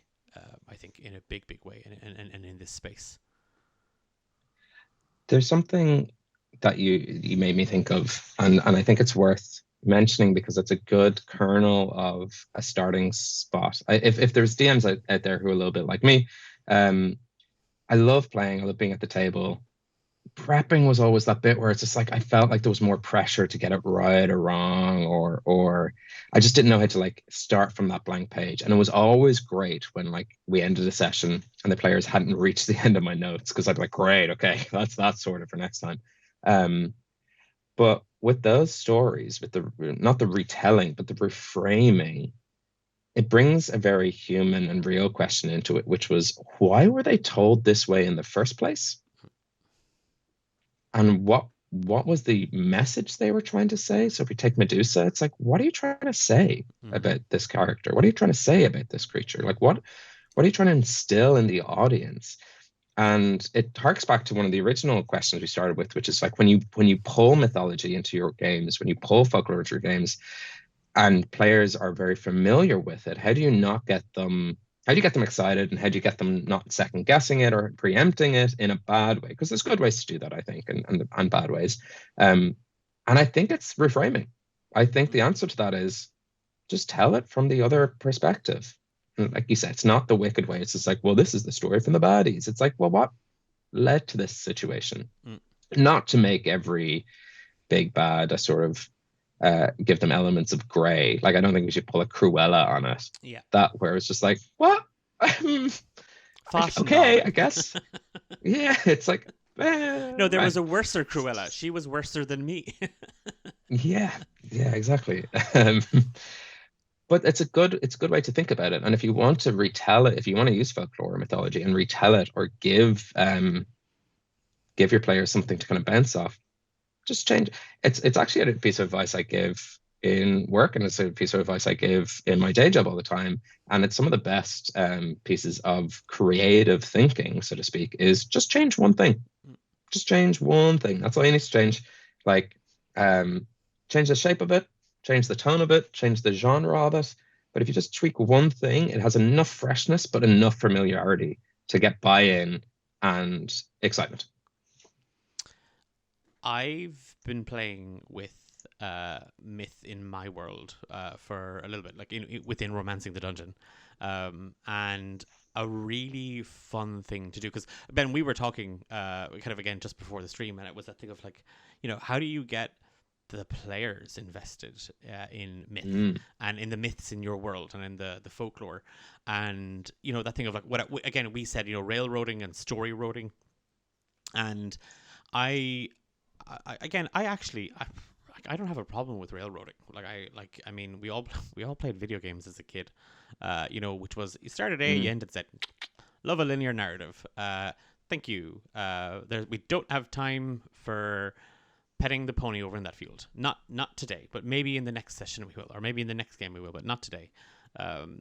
But I've been playing with this idea and wanting to use it in a way that would like that, like you said, just changing one thing about it. And I love myths when people get compared to them. That this idea of living up to the legacy of great heroes. So peppered in throughout the third act of season 2 is this idea of legendary heroes, the great four of Galeshire, the legendary heroes of Galeshire. Mary, Glenn, Yarn, and Talek. Just these four heroes that saved the kingdom. And so much of who the kingdom is and what the kingdom is on their shoulders. So in come the party, who have saved Tezreb, they've saved Wormlook, they've saved Littlehorn. They're thwarting evil wherever they go, and now they're coming to meet the king. And that idea of taking myth and using it to lift the party up, that like the world sees you, like the kingdom sees you, the people see you as the next great four. Like that we're going to put you on parade. We're going to show you off. We're going to lift you up only to topple that over. And be like, what happens when the people turn on the myth? What happens when you don't live up to the myth? What happens when you aren't beloved anymore? You aren't celebrated anymore when the myth comes crashing down around you, and people turn. So it's a fun way of looking at how you can incorporate it and get the players involved. That like getting people to compare them or look at them or see them as heroes. And again, these sort of like, your story is going to go down forever. Great. We're going to change a couple of things though. We're going to, like you said, Ben, we're going to change one or two details. And that's no longer in your control because people spread word, and things take off and things become a mind of their own effectively. So no, it's a working with myth and folklore and using it in your stories. Again, it can be like you were saying, Ben, there, it can be kind of a great way of like, oh, I need something, and pulling something on very quickly. But it can also have a wonderful long term effect. And I want to correct myself on something. I don't believe in railroading a campaign. Like I really don't. I mean, what's meh. But I do believe in railroading a one shot. God, we have a limited amount of time. We are doing A, B, and C, and we'll figure out how we get to each of those things, and that'll be fun. But we have to do A, B, and C. But in a campaign, no. I'll clarify myself there, just in case everyone's like, Declan drives the railroad train. I'm like, no, I don't. And I think the word has taken on a different not a different meaning, but when I speak about it, I don't mean like this has to happen. Sorry, but this is like, even with that incredible dice roll, no, you don't get to do that thing. The king dies one way or the other. What I mean is sometimes a little bit of signposting is probably a better way to put it, because, I'd much rather at the table know what's expected of me, know what I'm trying to, like, what we're building towards and what we're doing, than to be at a situation where it's like, okay, guys, what do you want to do? It's like, I don't know. Shopping. And then behind, it's like, well, do you want to go talk to this person? It's like, yeah, I guess. And then they go talk to someone, and that person's like, there's muck down at the swamp. And you're like, I guess I'll go to the swamp, and you have a look.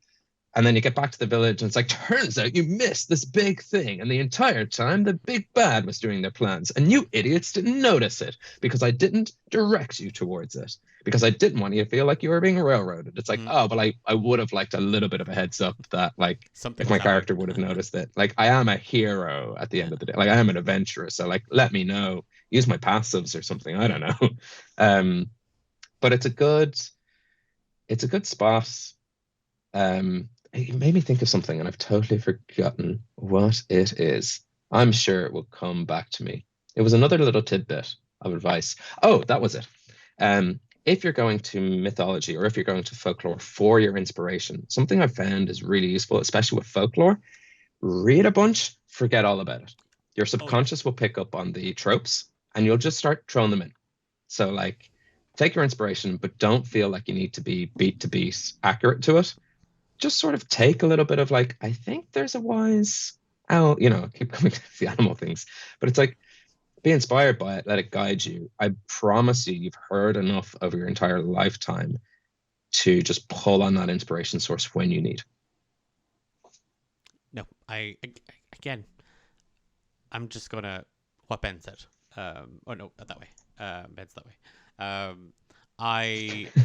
What Ben said. It's funny because you're up here, my actual camera's here. I'm now down here.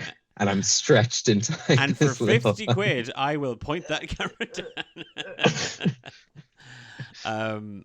But just before we get into, because we actually have a Haggany Ant, and it might be interesting.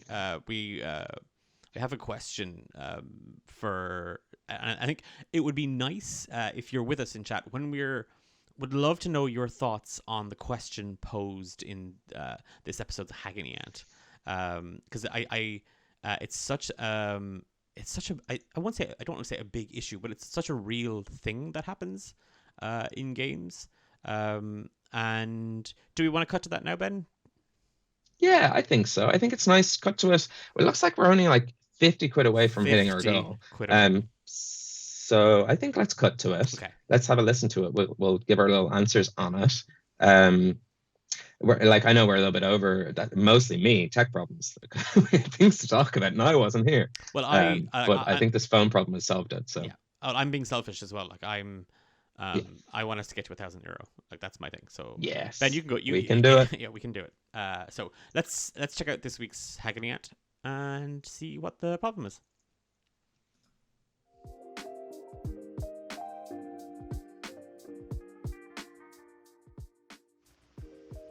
Dear Haggany Ant, I'm at my wit's end and would trade the name of my firstborn for your guidance.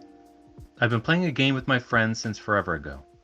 We've done homebrew campaigns, modded the modules, always with the same 4 players and our incredible DM. But misfortune befell our table when one of us started to watch a popular actual play. Yes, I speak of the dreaded, do it more like this famous DM effect. They're demanding we play in the style of their favorite podcast. They've started doing epic voice actor quality monologues. I've even overheard them practicing ad reads and sponsorship callouts in the bathroom before we sit down to play. We just want our DM back. How do we tell them that we love the way they used to run games, and that being yourself at the table is where the true magic happens? I get that they're crushing hard on this other DM's style, but imitation has led to creative limitation. What do we do? Sincerely, a roles reversed role player.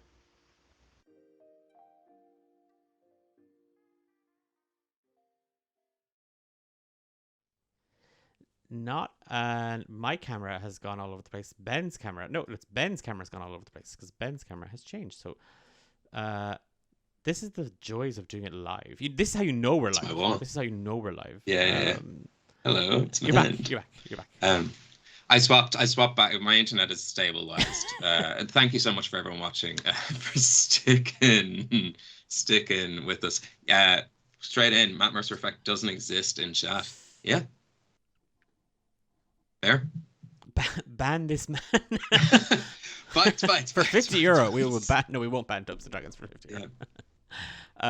The interesting thing about that question is I find myself very guilty of that.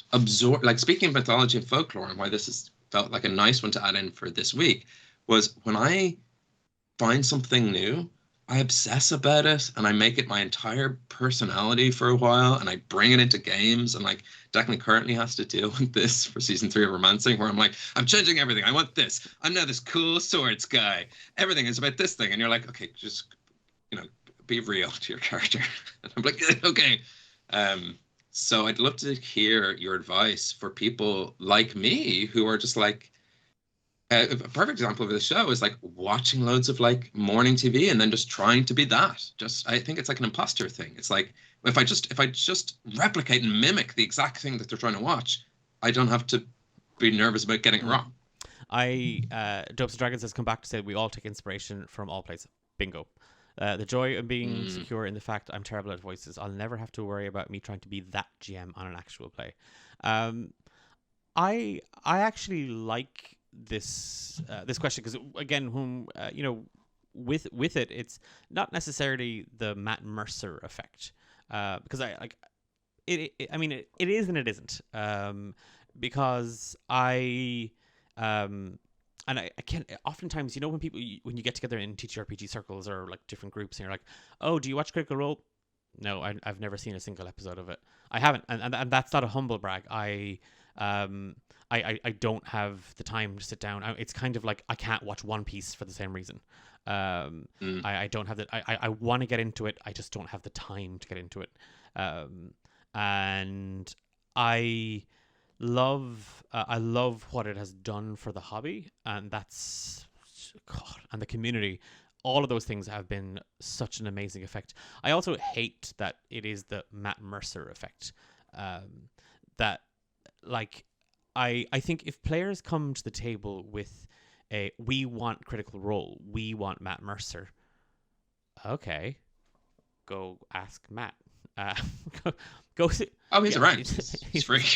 Go see if he has the time. €975, a €25 donation there. €25 off our total goal. Matt is nothing without his cast. Yeah, and a table is nothing without its DM and its players. And that is one of my favorite things about playing games with different tables. We in the last episode, Ben and I, we were talking about our time at VentureCon, and I ran a system called Lasers and Felines, which is an adapted version of the Lasers and Feelings system, and it's a scenario that I've written myself about a bunch of cats that get adopted by TikTok influencers who think that cats are going to be the thing that will make them famous. And in the first time I ran it, it was this idea of, okay, the scenario, they get invited to a party and they are going to go along with it and they're going to see what happens. And lo and behold, in comes some, animal control. And they have to deal with the animal control. Ran it, loads of fun, great crack. Went to AthVentureCon and we did I was like, okay, I want to run Lasers and Felines again. It's such a easy system to pick up. And I'm going to run TikTok Kitty Cat again because that was such a blast and I'd love to see what happens. Completely different story, completely different characters, completely different approach to the same problem. And it was the uniqueness of that table that brought that energy, that brought that different story to it. I don't know if anybody caught the stream last night, but I ran My Cute Monster and I'm dying to run it again. And because it was such a fun little romp through it. But I've DM'd for everybody around that table before, but it was a different system with a different tone and a different style and a different genre. And it was a blast. And again, Dopes and Dragons out with every table is different. Sometimes it doesn't work, but sometimes it's unbelievable. Sometimes it doesn't work. And we're like in a couple of episodes, we're going to be talking about safety tools and expectations at the table and stuff like that. And both Ben and I are huge proponents for safety tools. And again, I like railroading and signposting. People are like, ugh, safety tools, really? You're like, yeah, no, really. They're important. And one of those I use, Dopes and Dragons, is at a campaign that I would organize. There's an open door. And in that open door, if you need to get up and leave for the day, for a month, for the rest of the campaign, it's an open door. You can go. And we will continue on, and the story will continue on. And that door stays open even after you leave. And if you find that actually, yeah, this is something I want to come back to now, I've got time again, let's do that. But I'll talk a little bit more about that at another stage, I think. We did a video And I safety think- tool, but the hate we got because of it. That's unbelievable. Like, I mean, no, not unbelievable. That is totally believable, but that's just not. Dude, I'm sorry. Like, that just sucks. Yeah, Ben, sorry, I cut across you there. No, it's an important thing to address and bring up, because it is, and we usually end episodes like this, like, what do you want us to talk about? And we might even look at our schedules and bring this conversation forward a bit, because I think it's a good one to have. The thing I was saying was about the Hackney Ant was, while I think we can all admit it's bullshit to be like, don't play like the people I want you to play like no one should be doing that. Also, within what we've been talking about is when you feel internal or like, it doesn't have to be external pressure to want to replicate that or want to give people that experience, which I often find I'm guilty of, where I'm just like, I'm gonna go try and give them a little bit of this, and I often walk away feeling worse about myself because I didn't do a good enough job of it being someone else, and I wasn't myself either. And so within there is the kind of nugget of advice, which is the real magic happens when you leave expectations at the door. Just be yourself, be in the moment, use your notes to kind of like bounce off and like tap against, use your prep.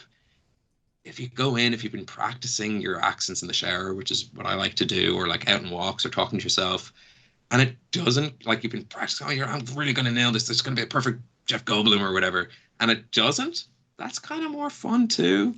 It's like, and your players, and, you know, speaking of safety tools as well, it's like, what's nice is when you've got a group of people who trust you enough to make those mistakes. Like, I'm quite well known for not knowing the meanings of words or the pronunciation of words or how exactly a word's meant to be said or what it means, which leads to a lot of like malpropisms, I suppose, where I'll say the wrong thing and then it'll just be a fun moment at the table and that will be fine and we'll move on from it, and it'll be kind of a learning moment. And weirdly, I've noticed it introduces natural breaks into the game where it's just like, okay, now we're back in the scene and we can roleplay, because I tell you what's intense, not breaking character for the length of a, you know, extended Shakespearean play. So it is nice to be able to be like, shake it all off and be like, okay, who am I? And let the giggles take over. That, you know, and funny enough, the weird irony of it all, you do that, the person, the player at the table who wants that like actual experience, you've kind of just given it to them, because if it's true to the name, it's true to the table. So we Ben and I have again with our table, Amber, Eilish, Louise, and Sam. We've often talked about, like, you know, when we start, and we've done improv. We've done kind of exercises to kind of like, but again, I'm not a trained actor. I did amateur stuff in college, but that was the extent of mine. I've written an awful lot, and I've been writing since I was very, very young, and I call on that experience in a massive way. But one of the things I strive for at my table is, and again, Ben, you made this point, I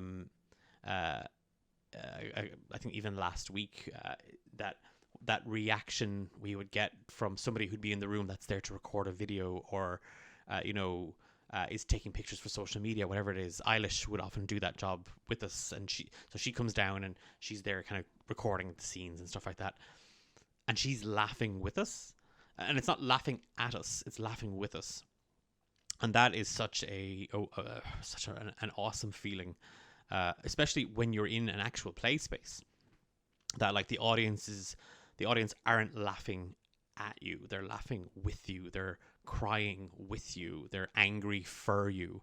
I love that feeling, and I think with the likes of, you know, Dimension 20, Critical Role, Dungeons and Daddies, all these big shows have put an expectation, but that expectation should be for actual plays, for other shows, and not as a, well, you're not this. I'm like, yeah, we're not that. That's not our thing. We're not trying to do that. But I think if someone comes to the table with, okay, gang, I've spent the last 3 months watching this show, listening to this podcast. and I want to do what they do, and I want your characters to be those characters and to do those things. Spade is spade on it. I'm out. Like, I get, and so is Casper. I don't know if you hear him, but Casper is also out. My cat. I heard I'm in. Casper's like, yeah. Casper, what? I'll be whoever you need me to be. I'm. That to me is would be a bit of a red flag. That we are looking at a scenario where the DM is saying, no, this is what I want. This is what that's not the table for me. And again, Dopes and Dragons had said that as well, that, you know, sometimes the table doesn't work. You know, we need to feel comfortable to say, hey, I don't think that's the thing. And again, Abra Macabre, anyone in that situation should feel comfortable to vocalize it at the table rather than suffer in silence and not have a good time. That's the one thing that goes through my head as a DM after the session. Okay, I mean, I know everybody's smiling and I know everybody's laughing and I know we all had a good cry during the session, but did they all like it? Or is this just their way of pretending that they did and they're all secretly suffering in silence? And again, we're going to talk about imposter syndrome. We have to. It's a very prevalent thing for dungeon masters and players as well. It really does exist. We've gone well over time. Oh yeah, we've gone well over. It's all as in we've been talking about myth and folklore for nearly 2 hours. Well, we've kind of jumped into the safety tools episode, yes, which is good. It's nice to roll. We've been on a roll. We're on a roll. We rolled from myth and folklore into safety tools. Yes. But it is that thing with myth and folklore, and like there is, you know, I had said, you know, that there's myth around characters like Batman and stuff like that. Well, there's myth around the likes of Critical Role, that you know, this myth of how the table is supposed to be and like the level at which people are supposed to perform at. And again, I always say, particularly in one shots and at events, I will always say to people, hey, look, you don't have to do voices. You don't have to do any of those things. I'll do them, but that's because I'm happy and comfortable being silly. I don't mind doing things. And again, going back to that Adventure Con and Lasers and Felines with TikTok Kitty Cat, I had a couple at my table who had come from the US and had never played a tabletop role-playing game before. And at one stage, I was playing like a mafiosa tabby cat, kind of a la, you know, The Godfather. And he was kind of flirting with a Dame Judi Dench character that the wife, the mom was playing. And at one stage I stopped myself and I was like full on sort of like ruining the Godfather voice, and then just turning around going, FYI, if you're not comfortable flirting as a Dame Judi Dench-esque cat to my Marlon Brando tabby Godfather cat, I'll stop, and you know, we'll go there. And then I turned to her husband, her partner, being like, and also, if I'm making you uncomfortable by flirting with your wife as a cat to another cat, we'll stop and we'll go there. And they were like, God no, this is ridiculous. This is funny. This is everybody, and stopping the game to go, is everybody cool? We're all good with this. We're all okay. We're all moving through this, and we're all happy. No one says you can't pause these things. You can pause a video game. You can pause a tabletop. It's remind me to get back into this. It could be a whole talking point for this specific episode, but the assumption that having these tools takes peril or drama, or takes even that kind of like sense of, oh God, like I like playing in games where I'm a little bit spooked out. I like playing in games where I feel like I just know the difference between, and I suppose bleed comes into this, between the character and the player, which I think is from, I've heard it isolated from the system, but I think it's initially a thing that's in like Vampire the Masquerade or something. I don't know enough about it, but I just liked the term as that, like, where does the character end and the player begin? So holy smokes. But yeah, it's we'll come back to it. We'll come back to that exact feeling of like, we're not saying like everyone has to be like cozy little clouds. It's just being aware that there might not always be cozy little clouds. Or, funny enough, if someone just hates cozy clouds, it's also okay to be in just like, do not push your cozy cottagecore shit on me. And I will say, good to know, not the table for me. Yeah. I've got one. Let's just put a pause there for a second. We just hit our goal. Like that's €1,000 raised for the Irish Cancer Society. Thank you so much to everybody who donated, and Dopes and Dragons who just pushed us into the €1,000 target there. That's class. Like that's couldn't be any happier and thrilled. So thank you all so much for one. I guess thank you for joining us this evening. We're not going to bounce out now. Thank you, €1,000. Bye. And gotta go. But it is that's I just wanted to kind of to put a pause in it. That's class. Thank you all so much for staying with us through the tech stuff and the honor rolling through topic stuff, and also for engaging. It's amazing to see, and I do think there's a big shift, and we're definitely like talking about safety tools and all these bits and pieces. We're not going away from that. This is something that Ben and I have planned in our content, and again, we might bring it up, we might bring it forward at another point. Like we might bring it a little bit earlier, but they don't detract from the game. At all. I think that's what we can all kind of establish. That's what we can all kind of say, that they don't. In fact, they make it better. But I just to call to attention that for 4 nights, people have come together, and we have between us raised €1,000 for the Irish Cancer Society. Again, this year is just class.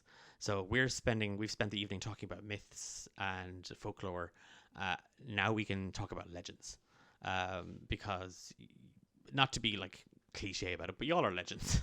Like that's the just really in that sense. Thank you all so much for your time, your patience, and your donations, and engaging with us and giving us the energy to kind of push through this. So from myself, and I know I can speak for Ben, but I the whole D8 Dungeon team, thank you all so much for that. That is class. So thank you. Ben, is there anything we haven't? Because again, I don't want to be like, and we're out and we're done. Is there anything else? I don't. Myth and folklore. Don't think so. I mean, there's also like one thing to know is that like when we cover a topic, if you see a VOD or like if you see like jump in, ask us questions. We will have like mailbags that we'll come back to about topics we've discussed. If you want us to go deeper in it or want us to learn about specifics within there, just because we cover something on an episode doesn't mean we won't come back to it or won't like touch on more information and all that kind of stuff. So I don't think we've missed anything. No. I know it's the one thing my internet doesn't want us doing. It's raising money for a good cause tonight, but we're holding on. Yeah, no, again, if there's anything that we have talked about there, like, you talked about this, but then you moved away from it a little too quickly, and I pop over to our Discord server. Ben and I are there every day, and we are like, I mean, I love talking about this stuff. I love, so does Ben. That's why we have the show. But it is it's such a fun way to kind of engage, particularly afterwards. If there is things that you're like, you said this, I want to talk about that some more, or can we look at this as a thing? And if there are questions that you're like, actually, I'd love to know your thoughts on this, or do you have plans on an episode for this? Hit us up. Like, and if you want to be on an episode, if you're like, I actually do stuff and I make stuff and we go there. I again, as a lover of spooky and spoopy and grimdark stuff, not video games. I'm terrible at grimdark video games, but I love my gothic horror novels. I'm getting ready for the next season of Saving Grace, and that is steeped in so many legends and myths and folklore that I'm just so excited to get into. But I think, Ben, this might be a spot to say goodnight. Yeah, I can close this out with a story if you want to find someone to raid. Yes, you do that, and you fill it. You take us to the top stories this week, and I will. So let me see what we have here. Oh, in local business news, the Council of Guild Merchants has placed a ban on alternative spell component providers using the word and description guano in their product name for fears that it will cause confusion amongst consumers. A co-op of Druid activists opposing this ban claim this is just a veiled attempt from Big Batshit as a way to detract from its unsustainable business practices. We'll have more on this story as it unfolds, but that's all from us in the studio this week. We've been on a roll. You've been watching. May the dice gods have mercy on us all. That. Yeah. Okay. I'm going to take us to the credits. I've got nothing, Ben. I've got nothing. We're going to go raid the Emerald Collective there in the middle stream, so don't go away. Here are the credits. Thank you all so much for €1,000 madness. Casper celebrating by smashing up my room. And we will see you all shortly. Oh, before we go, actually, and they just popped in. Don't forget to check out the Fey Earth Kickstarter. So close to that target goal.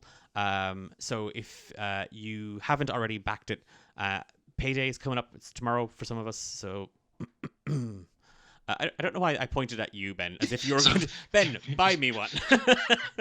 Sorry, let me go and get my checkbook. Thank you all so much. We will see you in 2 weeks' time for another episode. Mind yourselves.